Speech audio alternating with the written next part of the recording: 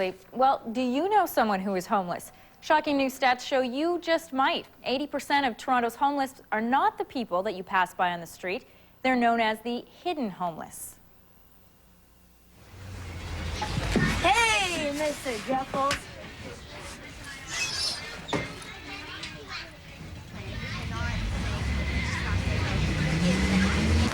The hidden homeless are the youth, adults, family, and seniors of Toronto who live in cars, motels, or stay with family or friends while looking for affordable housing. They could be anyone you know, but the fastest growing group are families with young children. Families at risk of being homeless are often just one paycheck away from losing everything. One day they have a home and a place to cook and sleep, and the next day they're out on the street looking for shelter.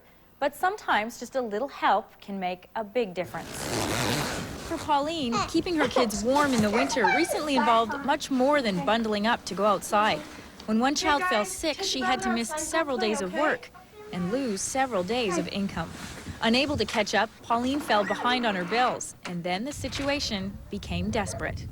I couldn't afford to pay my bill. They had called my landlord, told my landlord that they were coming to disconnect me. I had tried everything to come up with the money to pay my bill. I couldn't do it. For many families, having the gas or power cut off is unfortunately a sign of worse things to come. When a person's power is about to be cut in their home, it's the last discernible noise that a household about to be homeless makes.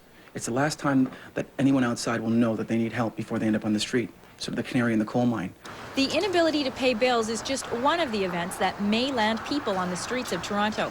For 9 years, Share the Warmth has been working to prevent homelessness before it happens by helping people keep their heat on. Our goal is not to throw energy assistance at the problem, but to stem the tide of homelessness wherever our program operates, and we're very effective at doing that. Since 1995, the program that began in Toronto has helped thousands of people in Ontario stay in their homes. The program is so successful, only 12% of clients reapply. It's a hand up and not a handout. Ironically, it's people in Toronto that receive the least amount of help. Cities such as Durham, Hamilton, and Ottawa all provide funding to Share the Warmth.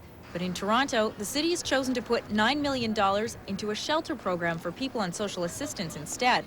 As a result, Share the Warmth can only help 1/10 the number of people in Toronto that they do in much smaller cities like Hamilton.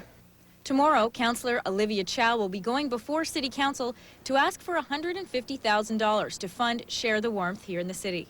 People tell me their stories. They show me all the bills. They show me the bank books. At the end of the day, I don't know how they're going to do it. They are skipping meals in order to pay hydro. Share the Warmth hopes Toronto will realize one thing. It becomes a multi-stage process to get a family from a shelter back into a home. It's only one step from a home to the street. Fortunately for Pauline, it's a step she no longer needs to face. Living in Hamilton made sure she got the help she needed to stay in her home. They were just great. They were wonderful. They saved me from having my gas shut off because it was due to be shut off that day. And here in Toronto today, the provincial and federal governments have teamed